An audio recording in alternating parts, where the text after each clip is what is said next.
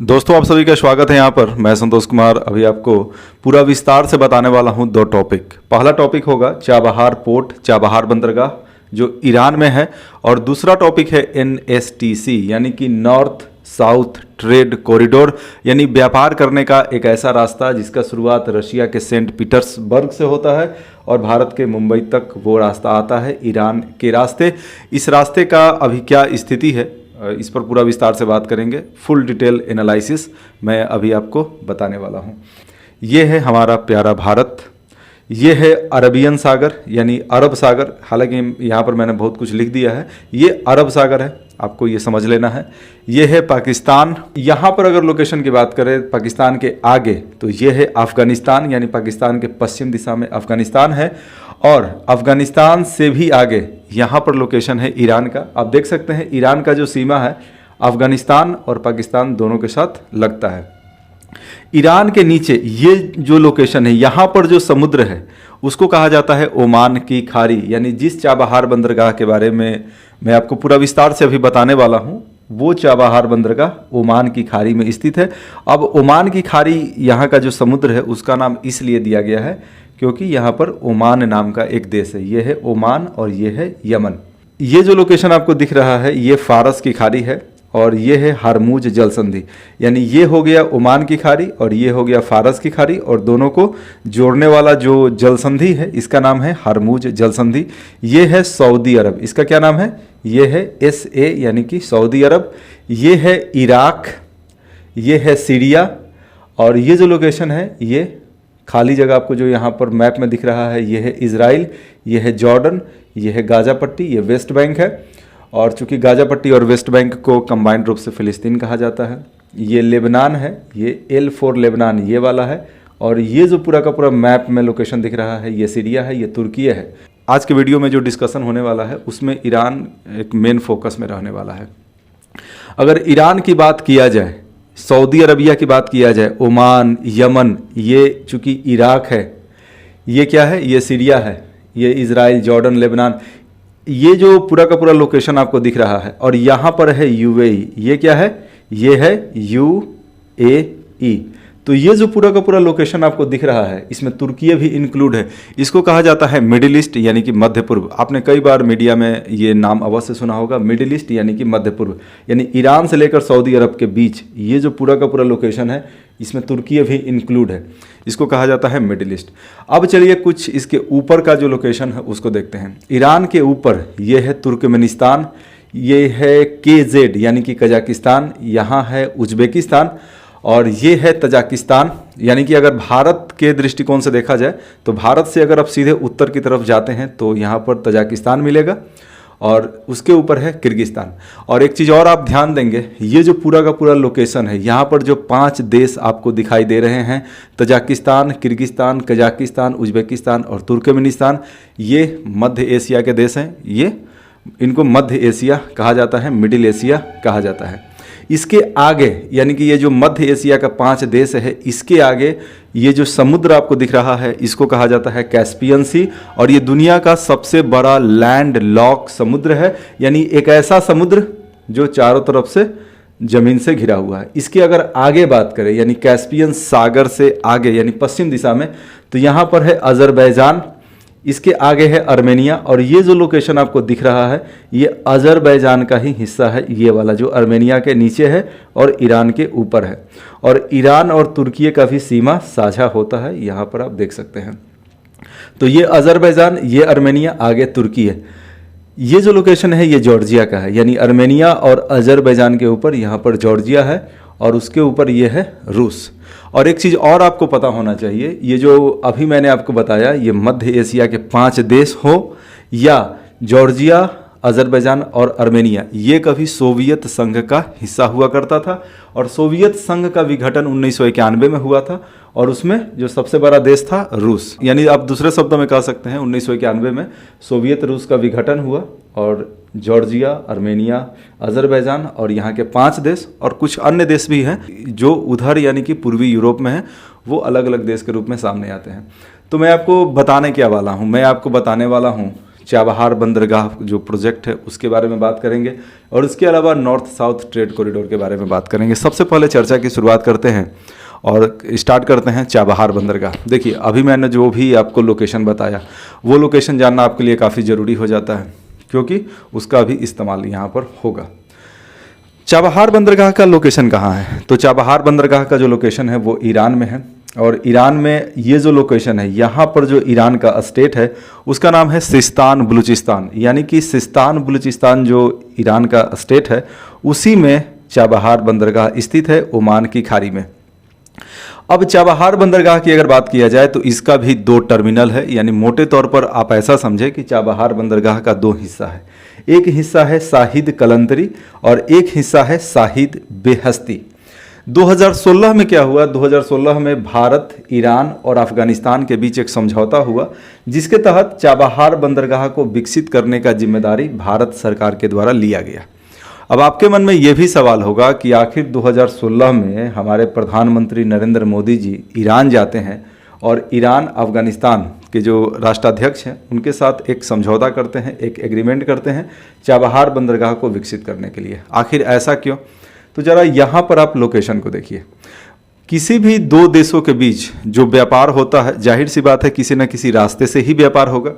अफगानिस्तान के साथ 2016 के पहले तक जो भारत का व्यापार हो रहा था वो पाकिस्तान के रास्ते से ही होता था और चूंकि पाकिस्तान की जो स्थिति है वहाँ की अगर बात किया जाए तो वहाँ पर किसी भी प्रधानमंत्री ने अपना 5 साल का कार्यकाल पूरा नहीं किया है, यानी वहाँ का जो डेमोक्रेटिक सिस्टम है एकदम खस्ता हाल में है और वहाँ सेना का इम्पैक्ट बहुत ज़्यादा।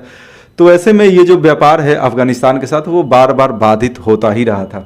तो भारत ने ऐसा सोचा कि एक ऐसा रास्ता तलाशा जाए, व्यापार करने का एक ऐसा रास्ता खोजा जाए कि जिसके माध्यम से अफगानिस्तान के साथ जो व्यापार है वो सुचारू रूप से आगे भी नियमित तरीके से होता रहे।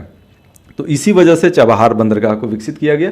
अब ऐसे में यह भी सवाल है कि सबसे पहली बार भारत ने आखिर जो व्यापारिक सामान है वो अफगानिस्तान कब भेजा इस रास्ते से? तो वो भेजा था 2017 में। 2017 में मुंबई से शिप खुला, उस पर गेहूं लदा हुआ था। वो शिप अरब सागर होते हुए चाबहार बंदरगाह पहुंचता है। उसके बाद रोडवे के माध्यम से जाहेदान और आगे जरंज होते हुए वो अफगानिस्तान के जो अन्य हिस्सा है वहाँ पर वो गेहूं पहुंच जाता है। उसके बाद अगर बात किया जाए 2018 में, तो 2018 से ही भारत चाबहार बंदरगाह का जो शाहिद बेहस्ती टर्मिनल है इसको ऑपरेट करता है और जिस भारतीय कंपनी के द्वारा शाहिद बेहस्ती जो टर्मिनल है चाबहार बंदरगाह का उसको ऑपरेट किया जाता है उस भारतीय कंपनी का नाम है India ports global limited.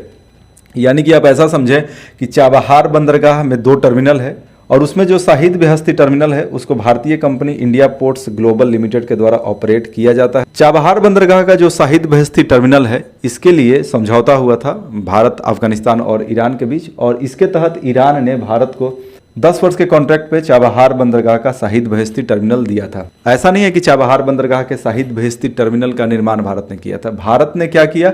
Bharat ने यहाँ पर बहुत सारा डेवलपमेंट किया। दोस्तों, मैंने अभी आपको ये बताया कि शाहिद बेहस्ती जो टर्मिनल है उसका निर्माण भारत ने नहीं किया है, वो पहले से था। भारत ने वहाँ पर बहुत सारा एक्स्ट्रा इंफ्रास्ट्रक्चर का निर्माण किया, जैसे कि भारत ने वहाँ पर कम से कम 5 बर्थ का निर्माण किया है। अब बर्थ क्या होता है आप ये समझिए, तस्वीर में आपको दिखाई दे रहा है कि एक समुद्री शिप है, जहाज है और उस पर एक स्टेशन से सामान को लोड किया जा रहा है, यानी कि सामान को उस पर लादा जा रहा है। तो ये जो स्टेशन है जहां से क्रेन के माध्यम से सामान को शिप पर लोड किया जा रहा है, इस स्टेशन को ही बर्थ कहा जाता है और भारत ने कम से कम 5 बर्थ वहां पर निर्मित किया है। इसके अलावा जो स्टार्टिंग की अगर बात किया जाए, स्टार्टिंग में भारत ने कितना इन्वेस्टमेंट किया था तो वो है 85 मिलियन अमेरिकी डॉलर। और इसके अलावा अभी हाल ही में यानी कि दिसंबर 2023 में, यानी कि अगर पिछले महीने की ही बात किया जाए तो भारत सरकार के द्वारा ये कहा गया है कि 25 मिलियन अमेरिकी डॉलर का जो 6 बड़े ही लार्ज स्केल का जो क्रेन है वो शाहिद बेहस्ती टर्मिनल तक पहुंचाया जाएगा। यानी भारत कुछ इस तरीके से इन्वेस्टमेंट अभी तक किया है शाहिद बेहस्ती टर्मिनल में। इसके अलावा एक जानकारी आपको और पता होना चाहिए कि अभी हाल ही में कुछ दिन पहले ही यानी जनवरी 2024 में ही भारत के विदेश मंत्री एस जयशंकर जी ईरान जाते हैं और वहाँ पर चाबहार बंदरगाह को लेकर के एक नया समझौता होता है। देखिए, जो पुराना समझौता था 2016 का, उसमें क्या था? उसमें ये था कि भारत को 10 वर्ष का कॉन्ट्रैक्ट दिया गया है शाहिद बेहस्ती टर्मिनल का, यानी 2026 तक। अब जो नया समझौता हुआ है, चूंकि पुराना एग्रीमेंट को समाप्त कर दिया गया है और नया एग्रीमेंट हुआ, नया एग्रीमेंट के तहत ये कहा गया कि ये जो समझौता है वो खुद पर खुद एक्सटेंड हो जाएगा, उसके लिए अलग से समझौता करने की आवश्यकता नहीं होगा, यानी जो कॉन्ट्रैक्ट है वो खुद पर खुद वो रिन्यू हो जाएगा। चाबहार बंदरगाह को लेकर ये जो नया समझौता हुआ, इसमें एक और महत्वपूर्ण पॉइंट ये भी था कि चाबहार बंदरगाह का जो शहीद बेहस्ती टर्मिनल है, यहाँ का जो भी ऑपरेशन होगा वो भारत रिलेटेड ही ऑपरेशन होगा। यानी आप ऐसे समझ सकते हैं कि शहीद बेहस्ती टर्मिनल पर अगर कोई शिप वगैरह आएगा तो वो भारत से संबंधित ही होगा, और अगर कोई दूसरा आता भी है तो उसको भारत से परमिशन लेने की आवश्यकता होगा। दोस्तों, थोड़ा देर पहले ही मैंने आपको बताया कि 2016 में चाबहार बंदरगाह को लेकर के समझौता हुआ भारत, ईरान और अफगानिस्तान के बीच, और इसका जो शुरुआती कदम है, शुरुआती पहल है, वो भारत के द्वारा उठाया गया। उसका रीज़न क्या था? उसका रीज़न था कि अफगानिस्तान के साथ अपने व्यापार को आसान बनाना, सुलभ बनाना। लेकिन क्या सिर्फ अफगानिस्तान के साथ अपने रिश्तों को मजबूत करने के लिए ही भारत ने ऐसा किया? तो ऐसा नहीं है। आप ये जो लोकेशन देख रहे हैं, जिसके बारे में थोड़ा देर पहले ही मैंने आपको बताया, मध्य एशिया काफ़ी ज़्यादा महत्वपूर्ण हो जाता है। चाइना यहाँ पर अपना प्रभाव लगातार बढ़ाते जा रहा है। ये लोकेशन है चीन का, और चीन यहाँ पर जो कनेक्टिविटी है, यानी रेलवे का निर्माण, सड़क मार्गों का निर्माण तेजी से करते जा रहा है, जिस वजह से चीन का व्यापार इस क्षेत्र में बहुत ज़्यादा तेजी से बढ़ना शुरू हो गया है। अब देखिए, किसी भी दो देश के बीच अगर रिश्तों को मजबूत बनाना है तो उनके बीच आपस में व्यापार जितना ज़्यादा होगा, रिश्ते सामान्यतः उतना ज़्यादा मजबूत होते हैं। तो चीन अपना जो व्यापारिक प्रभाव है यहाँ पर लगातार बढ़ाते जा रहा है। तो भारत को क्या करना होगा? भारत को ये करना होगा कि इन देशों के साथ अपने व्यापार को आसान बनाना होगा। तो भारत को क्या करना होगा? भारत को भी इन देशों के साथ अपने व्यापारिक रिश्तों को बढ़ाना होगा। इसका मतलब ये हुआ कि भारत में जो वस्तु बन रहा है, भारत में जिन वस्तुओं का उत्पादन हो रहा है, वो ज़्यादा से ज़्यादा संख्या में यहाँ तक पहुँचे, लेकिन उसके लिए व्यापारिक रास्ता भी तो होना चाहिए। अगर यहाँ की अभी की स्थिति की बात किया जाए, अब आपके मन में जो सवाल एक उत्पन्न हो सकता है कि सर, क्या भारत और तुर्कमेनिस्तान के बीच व्यापार नहीं होता है? भारत और कजाकिस्तान के बीच व्यापार नहीं होता है? होता है, लेकिन बहुत ही कम होता है। क्यों? अब ये भी एक बहुत बड़ा सवाल है। तो देखिए, यहाँ तक पहुँचने का जो रास्ता है बहुत ही लंबा रास्ता है। जैसे देखिए, भारत से कोई शिप खुला, या मुंबई से या गुजरात से, ये है अरबियन सागर, अरब सागर होते हुए, लाल सागर होते हुए, भूमध्य सागर होते हुए, पूरा यूरोप ऐसे घूमते हुए यहाँ तक व्यापारिक वस्तु पहुँचेगा। यानी कि जो ट्रांसपोर्टेशन कॉस्ट है वो काफ़ी ज़्यादा हो जाएगा, ट्रांसपोर्ट का जो समय है वो भी काफ़ी लंबा होगा। तो इस वजह से ही इस क्षेत्र के साथ भारत का जो ट्रेड है बहुत ज़्यादा नहीं है। अब भारत सरकार का प्रयास क्या है? भारत सरकार का प्रयास ये है कि चाबहार जो बंदरगाह है, इसके रास्ते इन क्षेत्रों तक आसानी से पहुंच सुनिश्चित किया जाए। तो इसके लिए क्या करना होगा? इसके लिए जाहिर सी बात है, ये किनारे किनारे रेलवे लाइन का निर्माण करना होगा। ये जो रीजन है, यानी ईरान का जो पूर्वी भाग है, ये वाला लोकेशन जो अफगानिस्तान के नज़दीक है, यहाँ पर उब्बर खाबर स्थिति है, स्थलाकृति है, यानी यहाँ पर बहुत सारी पहाड़ियाँ हैं, यानी रेलवे का निर्माण भी यहाँ पर एक दुर्गम काम। लेकिन अगर रेलवे का निर्माण हो जाता है तो भारत का कनेक्टिविटी मध्य एशिया के इन देशों के साथ काफ़ी आसान और सहज हो पाएगा। इसके अलावा दोस्तों, एक और बात पे आप ध्यान दें, ये जो पूरा का पूरा लोकेशन है, ये क्या है? जम्मू कश्मीर और लद्दाख केंद्र शासित प्रदेश। ये जो लोकेशन आपको दिख रहा है, जो लाल घेरा में जो लोकेशन आपको दिख रहा है, ये है जम्मू कश्मीर केंद्र शासित प्रदेश। जबकि ये जो पूरा का पूरा लोकेशन दिख रहा है, ये ब्लू घेरा में, ये है लद्दाख केंद्र शासित प्रदेश। लेकिन अगर वास्तविक स्थिति की बात किया जाए, वास्तविक नियंत्रण की बात किया जाए, तो ये जो काला घेरा के अंदर ये जो पूरा का पूरा रीजन दिख रहा है, ये वाला पूरा, ये पाकिस्तान के अवैध कब्जा में है 1948 से ही, और इस पूरा का पूरा रीजन को कहा जाता है पीओके, यानी कि पाक ऑक्यूपाइड कश्मीर। ये जो रीजन है इसको पाकिस्तान बोलता है आज़ाद कश्मीर, और इसको बोलता है गिलगिट बाल्टिस्तान, जबकि भारत के द्वारा इसे पीओके कहा जाता है, पाक ऑक्यूपाइड कश्मीर। अब इस वीडियो टॉपिक में ये जो रीजन है, इसके बारे में बताने का क्या मकसद है? तो इसके बारे में बताना काफ़ी आवश्यक हो जाता है। दोस्तों, थोड़ा देर पहले ही मैंने आपको बताया कि ये जो रीजन है पूरा का पूरा मध्य एशिया, इसके साथ व्यापार करने का जो रास्ता है, यानी जिस रास्ते से भारत यहाँ तक अपने वस्तुओं को पहुँचाता है या यहाँ का वस्तु भारत आता है, तो वो काफ़ी लंबा रास्ता है। और इसके अलावा एक और जो प्रस्तावित रास्ता है उसके बारे में भी मैंने बात किया कि भारत से कोई शिप है तो वो चाबहार जाएगा, और आगे यहाँ रेलवे का निर्माण करना होगा, तो आगे इस रास्ते से भी यहाँ पहुँचना आसान हो पाएगा। दोस्तों एक अन्य संभावना की बात करते हैं। देखिए ये जो पूरा का पूरा रीजन है ये तो भारत के पास अभी है नहीं, 1948 से ही पाकिस्तान के कब्जा में है। ये रीजन मान लिया जाए कि अगर भारत के पास रहता तो यहाँ तक पहुँचना काफ़ी आसान हो जाता। अब आपके मन में ये भी सवाल होगा कि सर अगर ये भारत के पास रहता भी तो इसके ऊपर तो अफगानिस्तान है। तो देखिए भारत और अफगानिस्तान के बीच जो रिलेशन है वो लगभग ठीक ठाक रहा है। भले ही अभी तालिबान का शासन है लेकिन ओवरऑल भारत और अफगानिस्तान का जो रिश्ता है वो ठीक ठाक रहा है। अगर ये पूरा का पूरा पीओके भारत के पास होता तो भारत आगे अफगानिस्तान से बात कर लेता कि हमें वाखान कॉरिडोर के थ्रू मध्य एशिया में जाने का आप अनुमति दे, तो अफगानिस्तान जाहिर सी बात है अफगानिस्तान अनुमति दे देता। लेकिन ऐसा स्थिति नहीं है। यानी कि अगर ये जो रीजन है जो भी पाकिस्तान के कंट्रोल में है, ये रीजन अगर भारत फिर से हासिल कर लेता है तो भारत का मध्य एशिया में पहुंचना कितना आसान हो जाएगा।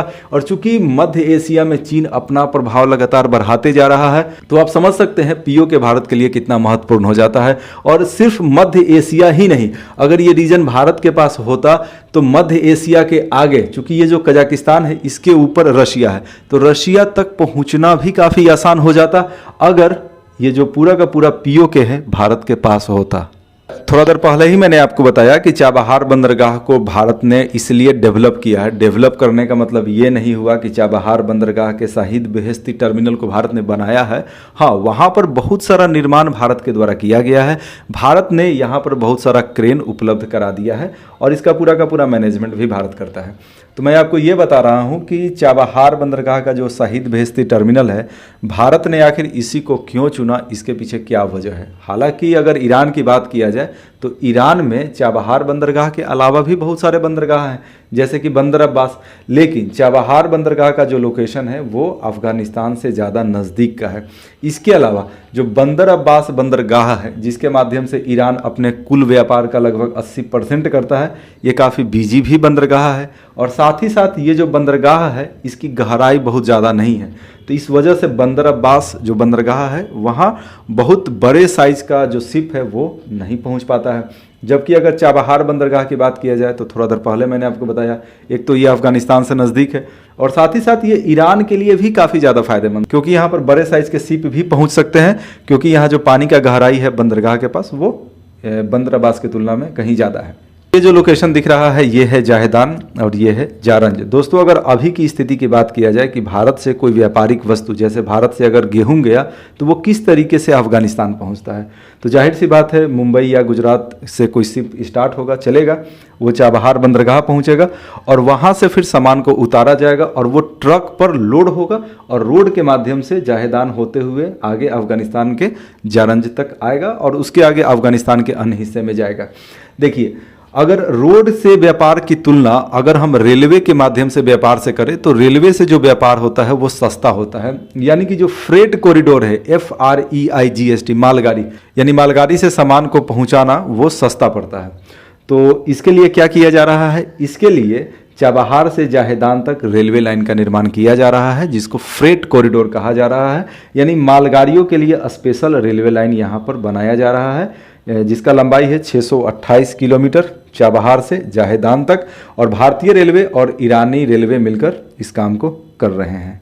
दोस्तों अब चलिए बात करते हैं NSTC का, यानी north south trade corridor. North में हो गया रूस, साउथ में हो गया भारत, ट्रेड का मतलब हो गया व्यापार और सी का मतलब कॉरिडोर यानी रास्ता। यानी भारत से रशिया तक व्यापार को आसान बनाने के लिए एक रास्ता का नाम है NSTC।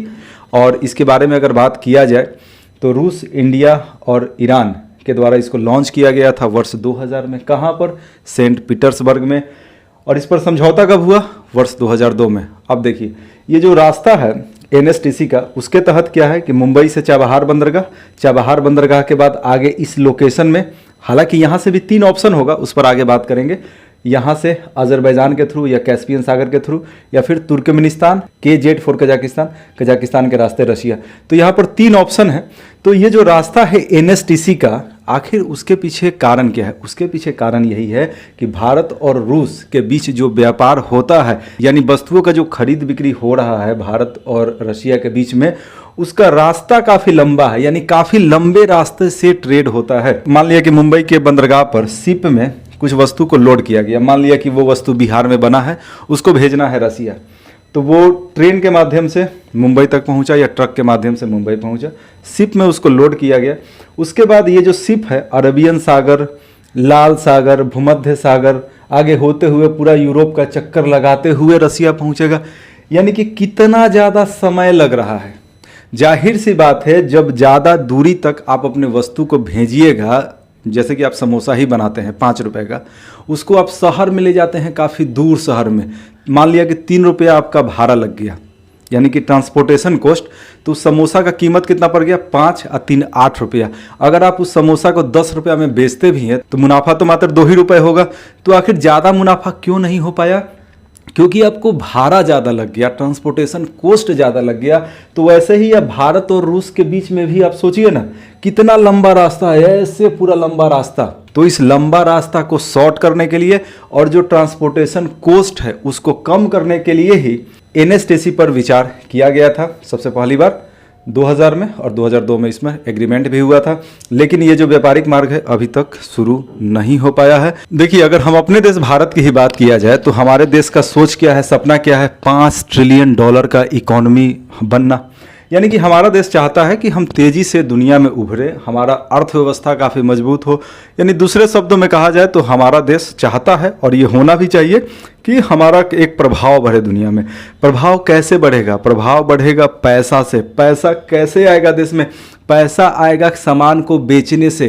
तो सामान बेचने के लिए क्या करना होगा? एक तो भारत में ज़्यादा से ज़्यादा उत्पादन करना होगा वस्तुओं का, और साथ ही साथ दूसरे देश में जो सामान को पहुंचाने का रास्ता होगा वो रास्ता भी शॉर्ट और आसान होना चाहिए, ताकि ट्रांसपोर्टेशन आसानी से हो जाए और ट्रांसपोर्टेशन में खर्च भी ज़्यादा ना हो। खुद सोचिए, जब हमारे देश का ये सोच है, हमारे नीति निर्माताओं का, हमारी सरकार का ये विचार है कि भारतीय अर्थव्यवस्था को आगे बढ़ाना है, देश को अमीर बनाना है, तो उसके लिए व्यापार को बढ़ाना होगा ना, उसके लिए व्यापार का जो रास्ता है उसको आसान बनाना होगा ना। तो ये जो व्यापार का रास्ता है एनएसटीसी, जिसके माध्यम से न सिर्फ मध्य एशिया, न सिर्फ ये वाला रीजन, न सिर्फ रशिया, बल्कि यूरोप तक व्यापार भी आसान हो पाएगा, यूरोप में भी, स्पेशली पूर्वी यूरोप तक।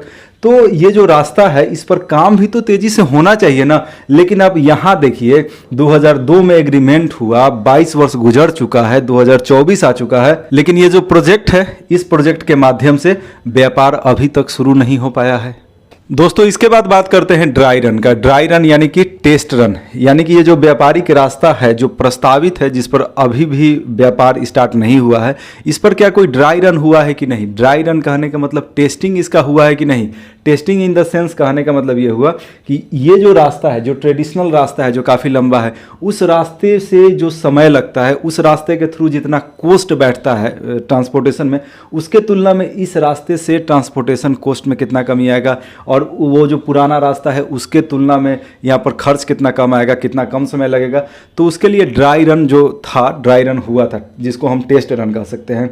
2014 में 2 बार हुआ था, एक बार मुंबई से बंदर अब्बास, और बंदर अब्बास से आगे यहाँ पर एक शहर है अजरबैजान का कैपिटल, जो कैस्पियन सागर के नज़दीक है, कैस्पियन सागर के किनारे ही है, बाकू। तो मुंबई से बंदर अब्बास और बंदर अब्बास से बाकू तक वस्तुओं को पहुंचाया गया था। जस्ट टेस्ट किया गया था कि उस रास्ते की तुलना में ये जो रास्ता है कितना किफ़ायती है और कितना कम समय लगता है। इसके अलावा एक और टेस्ट रन हुआ था मुंबई से बंदर अब्बास, और बंदर अब्बास से आगे अंजाली पोर्ट, जो ईरान का एक बंदरगाही शहर है, और इसके आगे कैस्पियन सागर के रास्ते अस्त्राखन तक। अस्त्राखन रूस का एक शहर है, बंदरगाही शहर है। तो इस तरीके से 2014 में 2 टेस्ट रन हुआ था। तो दोस्तों, मैंने अभी आपको बताया ड्राई रन के बारे में, यानी कि ट्रायल। तो ट्रायल में देखा गया कि समय कम लगा था। ये जो ट्रायल था ये हाफ ट्रायल था, क्योंकि ये जो पूरा रास्ता है एनएसटीसी, इसका शुरुआत यहाँ से यहाँ तक है। तो अभी जो मैंने 2014 का 2 एग्जाम्पल बताया ट्रायल का, वो एक शॉर्ट ट्रायल था, एक हाफ ट्रायल आप कह सकते हैं। एक फुल ट्रायल हुआ था 2022 में, यानी कि 2 वर्ष पहले। फुल ट्रायल क्या था? सेंट पीटर्सबर्ग से जो व्यापारिक वस्तु है, एक्चुअली उसमें क्या था, लेमिनेटेड सीट था, लकड़ी का लेमिनेटेड सीट था, उसको मालगाड़ी से यानी कि फ्रेट ट्रेन से अस्त्राखन बंदरगाह तक पहुंचाया गया। उसके बाद समुद्री जहाज के माध्यम से वो अंजाली पोर्ट पहुंचा। उसके बाद हाईवे के थ्रू यानी रोडवे के थ्रू बंदर अब्बास बंदरगाह पहुंचा, और उसके बाद आगे मुंबई तक वो पहुंचा था, और इसमें कुल 25 दिन लगा था। जबकि सेंट पीटर्सबर्ग से अगर व्यापारिक वस्तुओं का इस रास्ते से पहुंचने का समय की बात किया जाए तो मुंबई 25 दिन में पहुंचता है। दोस्तों थोड़ा देर पहले मैंने आपको ये बताया था कि भारत से रशिया तक का ये जो प्रस्तावित व्यापारिक मार्ग है NSTC, जो उम्मीद है कि बहुत जल्द प्रारंभ भी हो जाएगा। इसमें है क्या, तो देखिए मुंबई से या गुजरात से कोई जो भी बंदरगाह है यहाँ का है, मुंबई का या गुजरात का, वहाँ से समुद्री जहाज़ खुला, शिप खुला, वो पहुँचेगा चाबहार तक। चाबहार में क्या होगा, जो भी उसमें सामान है उसको उतार लिया जाएगा यहाँ पर। उसके बाद ट्रक के माध्यम से या रेलवे के माध्यम से वो पहुँचेगा इस लोकेशन में। यहाँ पर 3 ऑप्शन है, आप जो तीनों ऑप्शन है इस पर आप ज़रा गौर करें। देखिए ये है अज़रबैजान, ये है कैस्पियन सी और ये है तुर्कमेनिस्तान और कजाकिस्तान। यहाँ से 3 ऑप्शन है, यानी ईरान से रशिया तक सामान पहुँचने का 3 ऑप्शन है। एक या तो ऐसे सीधे चला जाए यहाँ पर, या दूसरा ऑप्शन है कैस्पियन सी के रास्ते ऐसे चला जाए, या तीसरा ऑप्शन ये है कि तुर्कमेनिस्तान कजाकिस्तान होते हुए यहाँ तक चला जाए। लेकिन जो सबसे शॉर्टकट रास्ता है और जिस पर उम्मीद है कि काम और तेज़ी से होगा, वो रास्ता है अज़रबैजान का। हालांकि अगर अज़रबैजान की बात किया जाए तो भारत और अज़रबैजान में राजनीतिक रूप से कुछ न कुछ टेंशन चल रहा है। अब उसका वजह यह है कि अज़रबैजान का ये पड़ोसी है आर्मेनिया। अज़रबैजान और आर्मेनिया में काफ़ी टक्कर चलते रहता है। आर्मेनिया को भारत के द्वारा 2000 करोड़ रुपए से ज़्यादा का हथियार दिया गया। अब चूंकि भाई भारत को अपनी इकॉनमी को बढ़ाना है, भारत को ज़्यादा से ज़्यादा पैसा कमाना है, तो जो भी यहाँ पर मैन्युफैक्चरिंग होगा उसको तो बेचना ही है। तो भारत ने आर्मेनिया को 2000 करोड़ रुपए से ज़्यादा का हथियार अभी तक बेचा है। तो अज़रबैजान ने इस पर काफ़ी ज़्यादा आपत्ति जताया है, चूँकि अज़रबैजान आर्मेनिया का दुश्मन है। और ये जो NSTC कॉरिडोर है, इसका जो मुख्य रास्ता है वो अज़रबैजान से ही गुजरता है। अज़रबैजान और भारत के बीच संबंधों में कड़वाहट का एक और वजह भी है। देखिए अज़रबैजान पाकिस्तान को ब्लाइंडली सपोर्ट करता है। अज़रबैजान का ये सोच है कि जो POK है, पाक ऑक्यूपाइड कश्मीर, वो पाकिस्तान का ही हिस्सा है। यानी कश्मीर के मुद्दे पर अज़रबैजान पाकिस्तान का समर्थन करता है। तो इस तरीके से अगर आप देखिएगा तो आपको ये पता चलेगा कि भारत और अज़रबैजान में सब कुछ बहुत अच्छा भी नहीं है। देखिए ये एक नॉर्मल सी बात है। जैसे कि आप एग्जाम्पल के तौर पे देखिए, रशिया और अमेरिका दोनों के बीच कितना ज़्यादा संघर्ष है, लेकिन क्या दोनों के बीच व्यापार नहीं होता है? होता है। चीन और ताइवान दोनों एक दूसरे के कितने बड़े दुश्मन हैं, क्या उनके बीच व्यापार नहीं होता है? व्यापार होता है। तो जो राजनीतिक संबंध है वो अपनी जगह है, लेकिन व्यापार अपनी जगह है। तो भारत को अब ये कोशिश यही करना चाहिए कि अज़रबैजान के थ्रू जो ट्रेड है NSTC कॉरिडोर के माध्यम से इसको जल्दी से जल्दी स्टार्ट कराया जाए, क्योंकि इससे भारत को बहुत ज़्यादा बेनिफिट होने वाला है। और उम्मीद है कि भारत सरकार बहुत ज़्यादा फोकस होकर इस पर काम करेगा। देखिए अज़रबैजान के थ्रू ये मैंने आपको बताया था कि एक ऑप्शन है ये रास्ते से, एक ऑप्शन है ये रास्ते से, एक ऑप्शन है ये रास्ते से। अज़रबैजान का रास्ता सबसे शॉर्ट पड़ेगा। अगर कैस्पियन सी वाला जो रास्ता है इसकी अगर बात किया जाए तो देखिए यहाँ पर प्रॉब्लम क्या है। मान लिया कि इस तरीके से सामान यहाँ तक पहुँचा, ये अंजाली बंदरगाह तक, या तो रेलवे के थ्रू या फिर जो ट्रक वगैरह के थ्रू, उस सामान को क्या किया जाएगा, उस सामान को उतारा जाएगा बंदरगाह पे, फिर उसको लोड किया जाएगा शिप पे, फिर यहाँ अंजाली पोर्ट पे। उसके बाद जो कैस्पियन सागर है इसके थ्रू जो शिप है वो अस्त्राखन पहुँचेगा, फिर उस सामान को उतारा जाएगा, फिर उसको जो फ्रेट कॉरिडोर है यानी कि जो मालगाड़ी का रास्ता है उसके थ्रू आगे भेजा जाएगा। तो मैंने यहाँ सामान को चढ़ाना उतारना, तो लेबर कॉस्ट भी तो उसमें ऐड हो जाएगा, तो सामान का कीमत उससे बढ़ जाता है।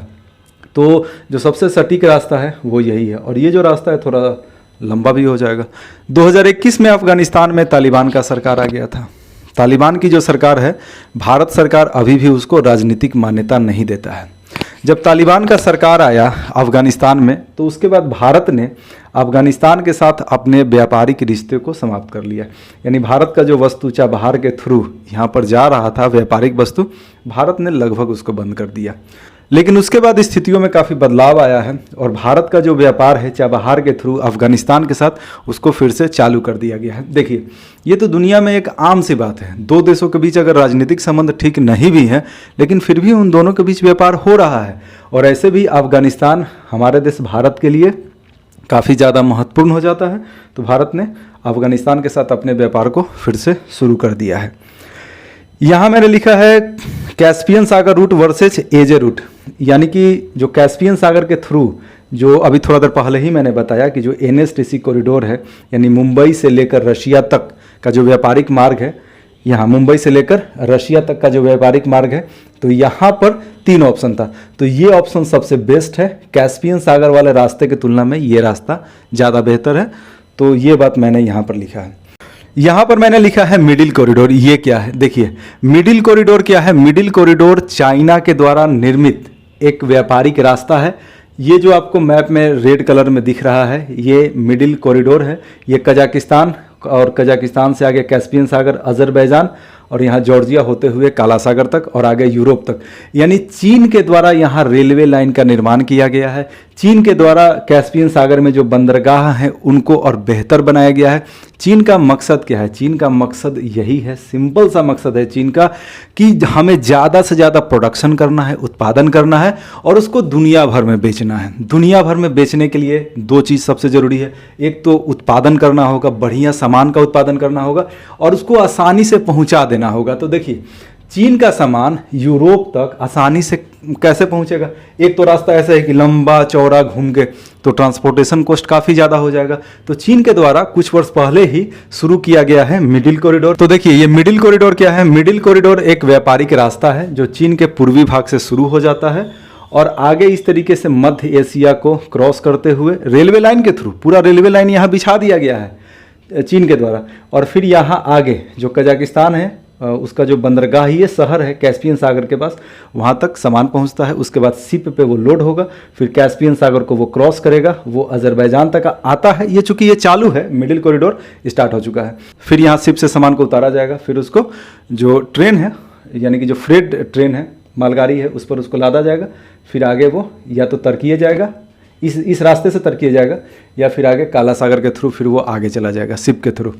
तो चीन इस तरीके से अपने व्यापार को बढ़ावा देने के लिए मिडिल कॉरिडोर का न सिर्फ निर्माण किया है, बल्कि मिडिल कॉरिडोर के थ्रू वो व्यापार को काफ़ी तेज़ी से बढ़ाते भी जा रहा है। तो भारत को भी सीखने की आवश्यकता है। चीन आप देख रहे हैं अमेरिका के बाद दुनिया का दूसरा सबसे बड़ा इकोनॉमी है। वो क्यों दुनिया का दूसरा सबसे बड़ा इकोनॉमी है? उसका कारण है उसका ट्रेड, व्यापारिक मार्ग। आप खुद देखिए ना, यूरोप तक पहुंचना उसके लिए कितना आसान हो गया, एकदम सीधा, लगभग स्ट्रेट एक व्यापारिक मार्ग का उसने निर्माण कर दिया है। जबकि अगर एनएसटीसी की बात किया जाए, 2002 में एग्रीमेंट हुआ, 22 वर्ष हो गया, लेकिन अभी भी इस रास्ते से व्यापार नहीं होता है। तो ये तो भाई सही नहीं है, इसमें तो सुधार करने की आवश्यकता है। दोस्तों आगे देखते हैं इन्वेस्टर। इन्वेस्टर मतलब क्या? देखिए यहाँ पर अगर आप देखिएगा, जो मैंने आपको वीडियो के शुरुआत में बताया कि भारत को अगर मध्य एशिया के साथ अपने व्यापार को बढ़ावा देना है तो उसका तरीका क्या है? भारत से जो शिप है वो चाबहार तक जाएगा, उसके बाद सीधे मध्य एशिया का जो देश है, मिडिल एशिया का देश है, वहाँ तक रेलवे मार्ग के थ्रू सामान पहुँच जाएगा। लेकिन प्रॉब्लम क्या है? देखिए प्रॉब्लम यही है कि इस रीजन में रेलवे लाइन नहीं है और ट्रक से किसी भी देश को एक दूसरे देश के साथ व्यापार को अगर बड़े स्केल पे करना है तो ट्रक के माध्यम से वो पॉसिबल नहीं है, क्योंकि ट्रांसपोर्टेशन कॉस्ट काफ़ी ज़्यादा हो जाएगा। तो यहाँ रेलवे बिछाना होगा व्यापक स्तर पर, और ये उब्बड़ खाबड़ लोकेशन है, यहाँ पर बड़ी छोटी बहुत सारी पहाड़ियाँ हैं, तो यहाँ पर बहुत ज़्यादा पैसा लगने वाला है रेलवे लाइन को बिछाने में।